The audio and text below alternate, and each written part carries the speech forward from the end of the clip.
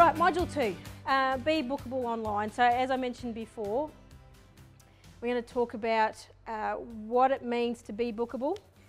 So we're going to talk about online booking systems, yield management. Now I'll only touch yield management because it is such a big topic and it's not suited for every business. So we'll just touch on it, but I'll show you some areas where you can get more information and so forth.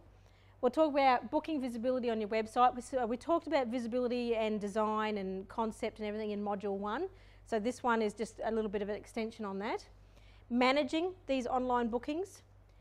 Tourism Exchange Australia. Now, I don't know if anyone's heard of Tourism Exchange Australia, but I'll explain to you what that is.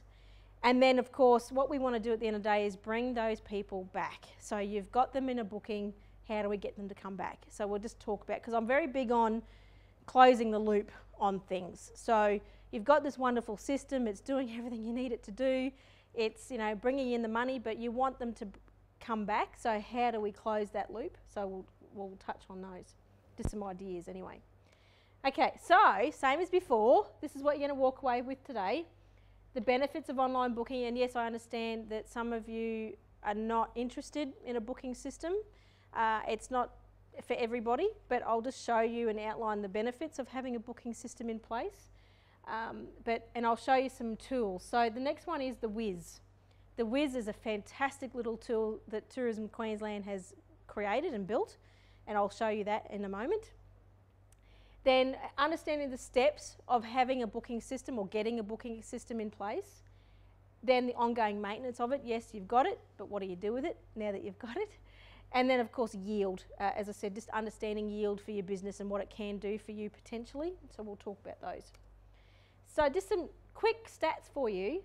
94% of web-enabled travellers research trips online in the last 12 months. That's 94%. That's huge. But then 60% of those will book online. So that's a big number. So, you know, the conversion from booking to just simply looking on your website to booking off of your website, that's pretty big. And this is going to help you at the end of the day. Okay. It's all about saving money. So what is the benefits? So you can capture your customer at that point in time, you've got them. They're on your website. You've done the hard yards. The website is looking fantastic. We've talked about that in module 1. We've talked about the layout, design, navigation, how it should read, the content, your keywords, all that. They're there. They're right there at that point sitting on your website and they want to book. So do you have a booking button or do you have a phone number or both? So what's going to entice them? And that's a decision for you and your business that you need to make as well. Opportunities to expose the product that you've never had before. So though there are those people out there, or 60% of people out there, who will go and book directly from your website, that will give you that exposure to those people that would never have seen your product before because you didn't have a book button or because you didn't come up in search rankings or whatever the case. It's a sales agent for you. That's what I like about it. You don't have to do a thing. You don't have to ring them. You don't have to email, or you will have to email them at some point, but you don't have to do anything. The sales agent is your website. It's doing the sales and the hard yards for you. And it's 24/7. So it doesn't matter where they're coming from. If I'm the 2 o'clock in the morning junkie looking at my whatever it is I need to look at on the website at the time, and I decide, oh, I think I might need a holiday because I can't do these 2 o'clock in the mornings anymore. If I can book you and find you online at that time, then the chances of them booking is quite high. It'll save you time because hopefully it's done all the hard yards for you. It's connected it to your own system that you've got in place in-house, so a property management system or some sort of reservation system that you've got. Automatic updates.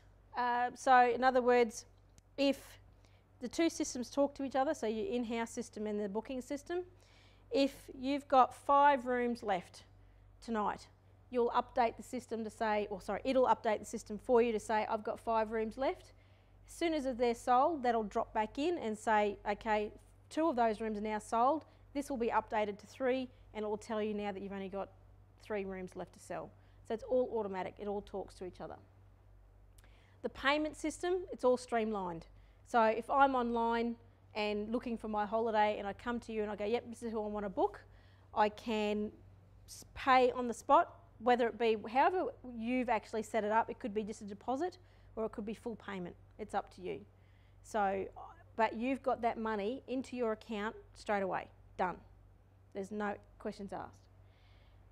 The availability is displayed on your website, which is a bonus because you're going to have up-to-date information on the website. So people, again, 2 o'clock in the morning, I can see, yep, Como apartments are available. I'll book that and pay for it, and it's done. And it's all showing that time. Then we're also got the benefits of further distribution through the TXA, which is Tourism Exchange Australia. I will go into that in a little bit further detail, but it's what came about with ATDW. So I'll expand on that for you in a moment. So how do we do it? What are the steps to get a booking system? Now, number 1 is assess your website, and I'll go through each of these. Background reading, understanding your yield, online merchant facilities, very important, which we'll go into. Selecting the booking system that's right for you, and then putting it onto your website and letting it do its thing and make bookings, have bookings come through. So number 1, assessing your website. Now, we talked about this in Module 1 briefly. So we're talking about the visibility and the findability, which we discussed, visual design and content, functionality and accessibility, and then your CMS, which we've discussed as well, your content management system. But what I want you to do, I'm going to throw it back to you for a moment. On your table, I have given you eKit number 2. There's on your desk there, it's a blue front page. Now I want you to critically think about your website. I know it's hard, but have a think about your website. Now, I think the first one is talking about searching. Now, we can't do the searching part here because we don't have your laptops, but that's okay. Just go to the second one where it starts to talk about your visual design and so forth. And I want you to think about your website and try and be as critical as you can about your own website and give yourself a score or ranking. And I'll give you a couple of minutes to do it. So then you'll need to rank it or score it out of 42 because we didn't do part 1. So it'll be out of 42 rather than 52. You can always go back and do part 1 of that question down the track and then have a look and see what your score is and then compare it to on page 4 where it's got the assessment results on it and see where you fit. Does anybody want to disclose their score? 24? Okay. 14? Okay. You're pretty tough? Queensland shines on me, where Australia shines.